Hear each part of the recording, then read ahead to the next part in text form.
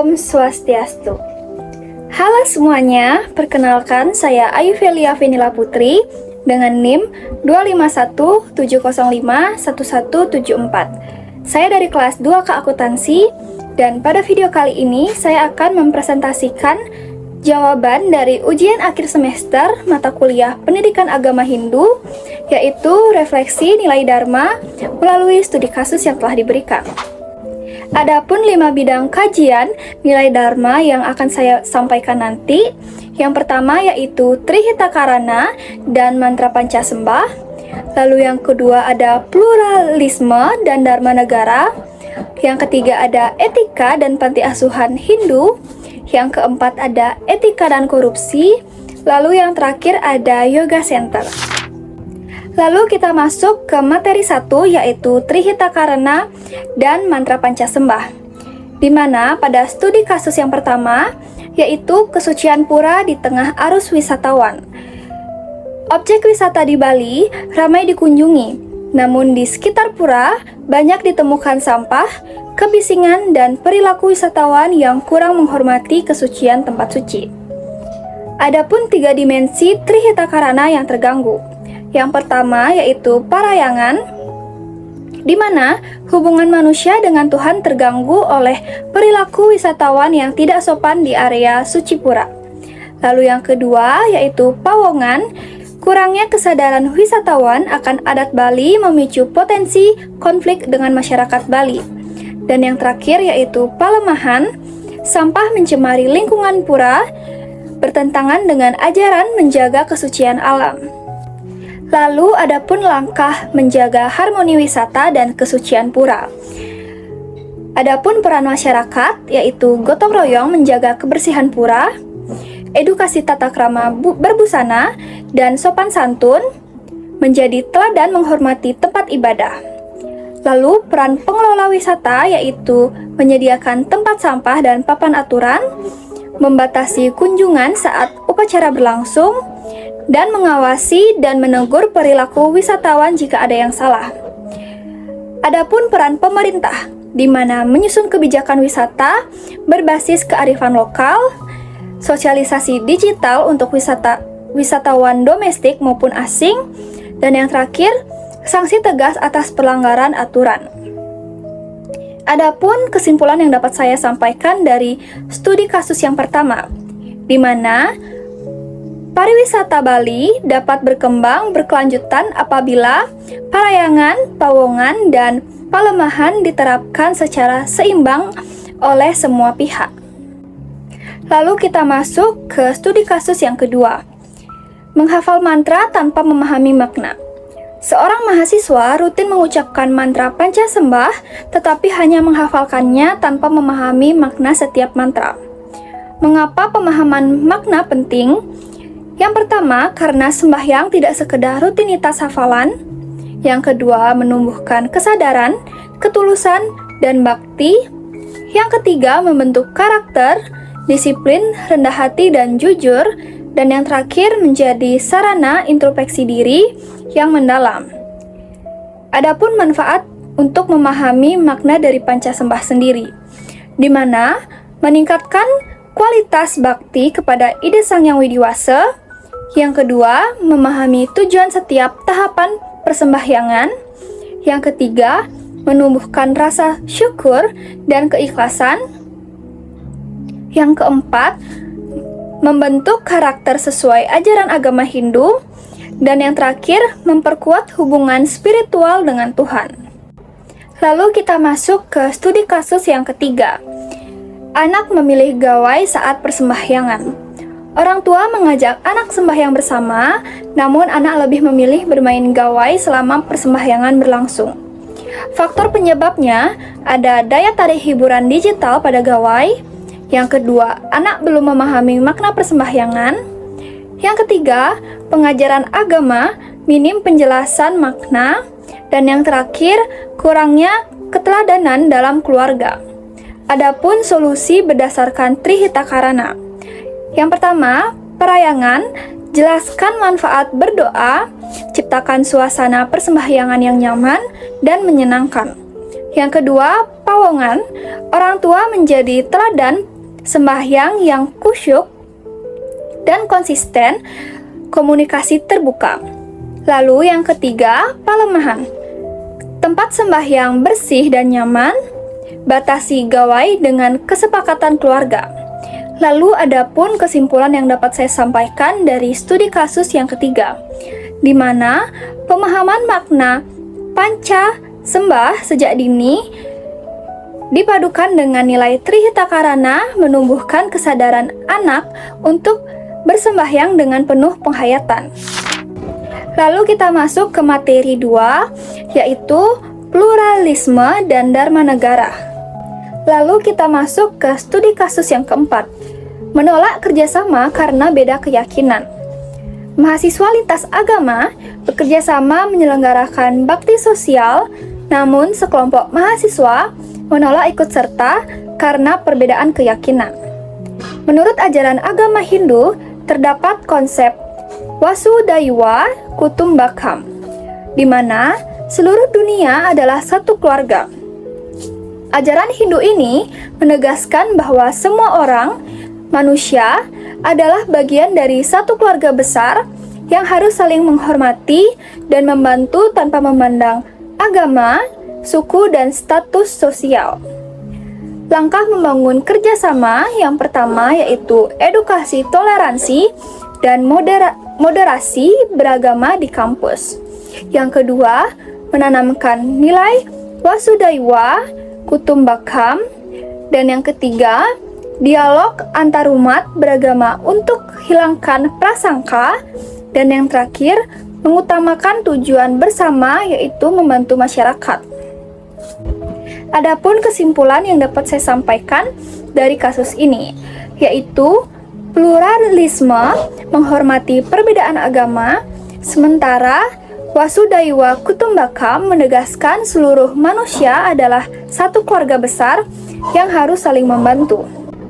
Lalu kita masuk ke studi kasus yang kelima. ASN menolak melayani karena perbedaan agama. Seorang aparatur sipil negara atau ASN menolak memberikan pelayanan kepada masyarakat tertentu karena perbedaan agama. Pelanggaran dharma negara, di mana kewajiban melayani seluruh warga tanpa diskriminasi. Yang kedua, sikap ASN merusak kepercayaan publik terhadap pemerintah. Yang ketiga, bertentangan dengan Tattvam Asi, percikan Tuhan yang sama pada setiap manusia.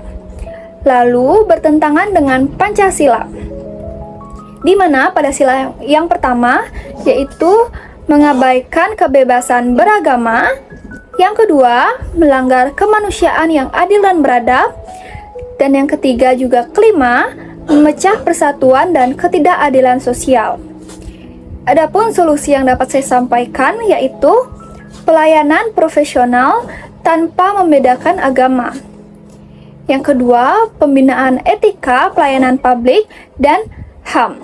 Dan yang terakhir yaitu penegakan disiplin tegas atas diskriminasi. Lalu adapun kesimpulan yang dapat saya sampaikan dari studi kasus yang kelima ini, di mana ASN wajib melayani secara adil, profesional, dan menghormati setiap warga negara tanpa membedakan agama. Lalu studi kasus yang keenam, ujaran kebencian terhadap simbol agama di media sosial. Beredar unggahan yang menghina simbol agama tertentu di media sosial sehingga memicu konflik di masyarakat. Sikap umat Hindu yang tepat yaitu tidak membalas penghinaan dengan kebencian, mengedepankan dharma yaitu kebenaran, kebajikan, dan tanggung jawab moral. Yang ketiga yaitu mengendalikan emosi, tidak terpancing provokasi, dan yang terakhir melaporkan konten melanggar kepada pihak yang berwenang. Lalu adapun etika bermedia sosial, yaitu yang pertama tidak menyebarkan ujaran kebencian, memeriksa kebenaran informasi sebelum membagikan, menjaga kesopanan dalam berkomentar, dan yang terakhir, menyebarkan konten positif dan membangun persatuan. Lalu, adapun kesimpulan yang dapat saya sampaikan dari studi kasus yang keenam ini, di mana kerukunan terjaga bila umat tetap tenang, tidak terprovokasi, dan menyelesaikan persoalan melalui jalur yang benar.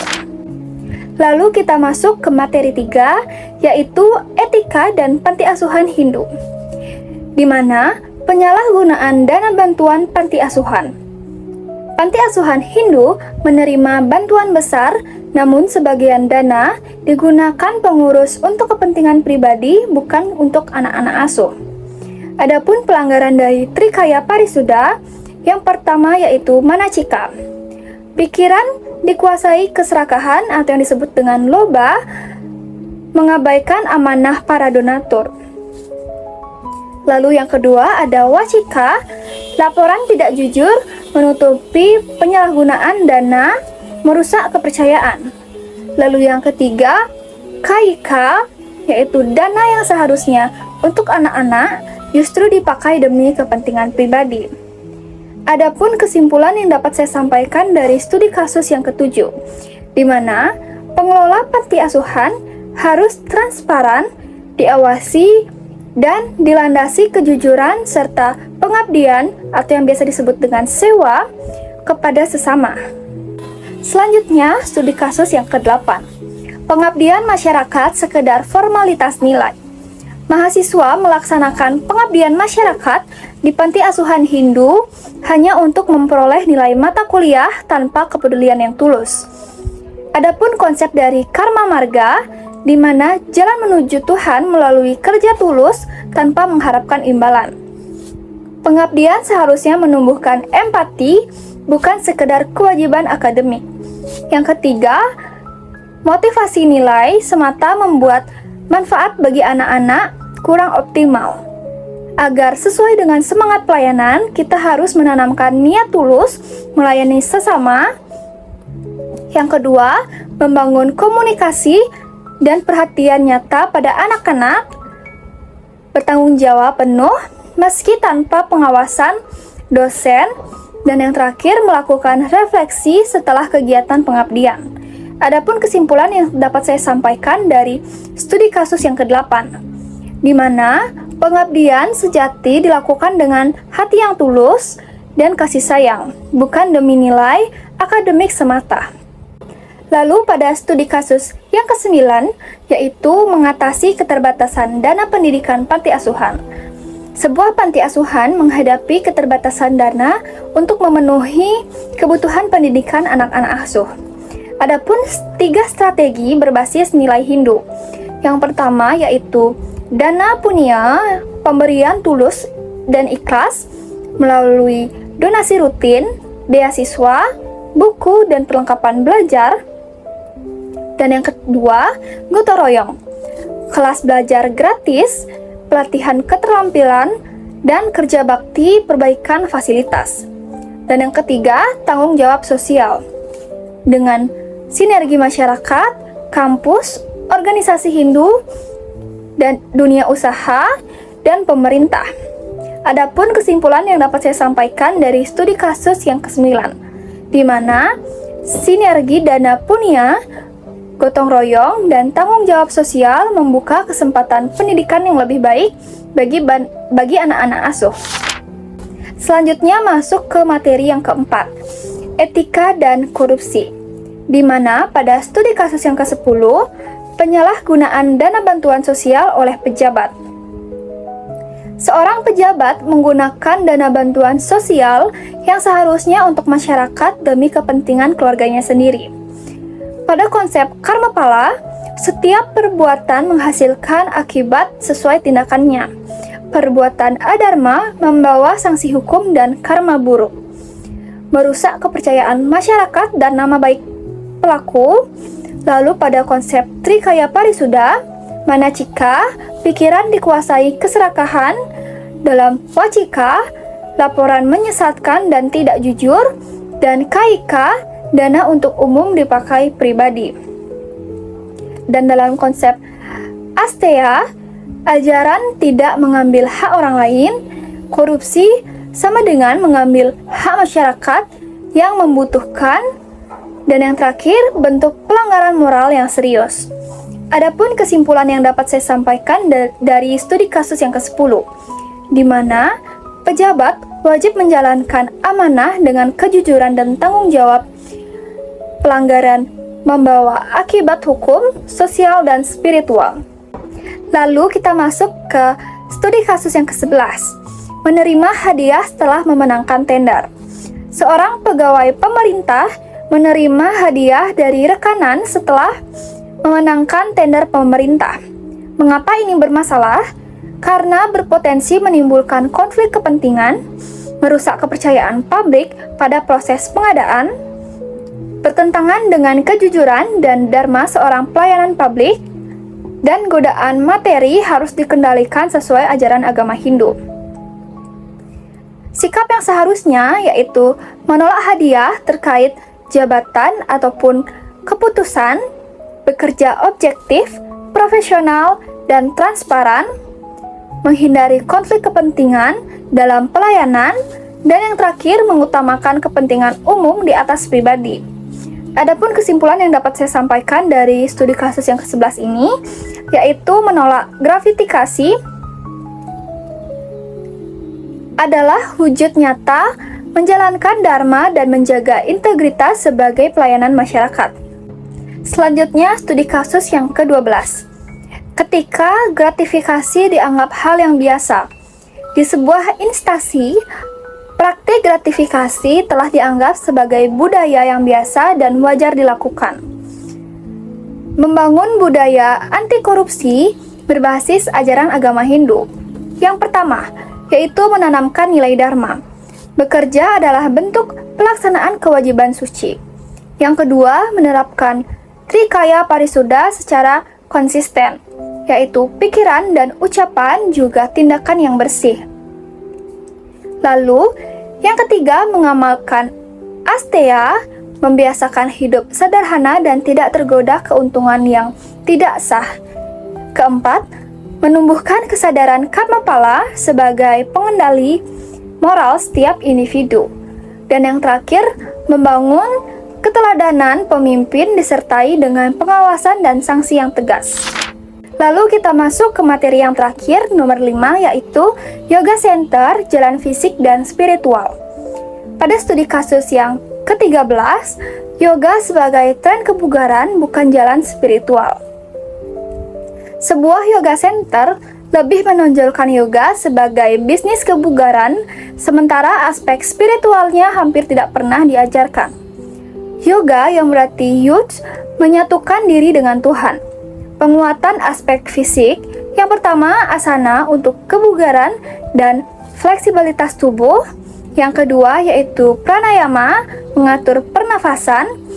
Yang ketiga, latihan disesuaikan dengan usia dan kondisi kesehatan. Dan penguatan aspek spiritual, filosofi yoga dalam ajaran agama Hindu. Yang kedua, meditasi, dhyana untuk ketenangan pikiran. Dan yang terakhir, nilai etika yama dan niyama sebagai pedoman perilaku. Adapun kesimpulan yang dapat saya sampaikan dalam studi kasus ini, di mana yoga ideal menyeimbangkan latihan fisik dan pembinaan spiritual, bukan sekedar olahraga atau komoditas bisnis. Selanjutnya dalam studi kasus yang ke-11, latihan yoga rutin membentuk ketenangan dan kesabaran. Seorang mahasiswa rutin berlatih yoga. Setelah beberapa bulan, ia menjadi lebih tenang, sabar, dan mampu mengendalikan emosinya. Dalam konsep Raja Marga, jalan pengendalian pikiran, yang pertama, keseimbangan mental. Latihan rutin mengurangi stres dan kecemasan sehingga pikiran lebih jernih. Yang kedua, pengendalian emosi. Lebih mampu mengendalikan amarah dan emosi negatif dalam interaksi sosial. Dan yang terakhir, perkembangan spiritual. Semakin dekat dengan ide Sang Yang Widiwasa melalui ketenangan batin. Adapun kesimpulan yang dapat saya sampaikan dalam studi kasus ini, yaitu yoga bukan hanya bermanfaat bagi kesehatan fisik, tetapi juga berperan penting dalam membentuk pengendalian diri dan karakter yang lebih baik. Lalu kita masuk ke studi kasus yang terakhir. Nomor 15. Yoga Center sebagai pusat edukasi budaya dan spiritual. Pemerintah daerah berencana membangun Yoga Center yang juga difungsikan sebagai pusat edukasi, budaya, dan spiritual Hindu. Yang pertama, yoga berbasis filosofi Hindu. Kedua, meditasi dan pengembangan karakter. Yang ketiga, edukasi budaya Hindu Bali. Yang keempat, dharma wacana dan diskusi. Yang kelima, pengabdian sosial atau sewa. Yang keenam, pelestarian lingkungan atau Tri Hitakarana. Yang keenam, yang ketujuh, wisata edukasi spiritual. Dan yang kedelapan, pelatihan instruktur beretika. Lalu, adapun kesimpulan yang dapat saya sampaikan dari studi kasus yang terakhir, di mana Yoga Center ideal memadukan kesehatan fisik, kecerdasan, dan kepedulian sosial, serta spiritualitas berlandaskan nilai luhur Hindu. Lalu, adapun benang merah dari kelima materi ini, yaitu Dharma sebagai inti kehidupan. Yang pertama yaitu spiritualitas. Trihitakarana dan Pancasembah menuntun keharmonisan dengan Tuhan, sesama, dan alam. Yang kedua, kebangsaan, pluralisme, dan Dharma negara membangun toleransi dan tanggung jawab sebagai warga negara. Yang ketiga, pelayanan, etika panti asuhan, mengajarkan integritas dan ketulusan dalam pengabdian kepada sesama. Yang keempat, integritas. Karma pala dan asetya sebagai pengendali moral melawan korupsi dan gratifikasi. Dan yang terakhir, keseimbangan diri. Yoga menyatukan kesehatan fisik dengan ketenangan batin dan spiritualitas. Sekian presentasi jawaban ujian akhir semester dari saya. Mohon maaf bila ada kesalahan kata maupun pengucapan yang tidak disengaja. Saya tutup dengan Paramasanti. Om Santi Santi Santi Om. Terima kasih.